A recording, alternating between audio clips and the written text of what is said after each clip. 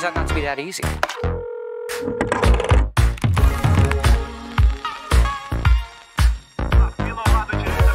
Did you hear that? Requesting backup. Can't make a fake card with it because of the CVV.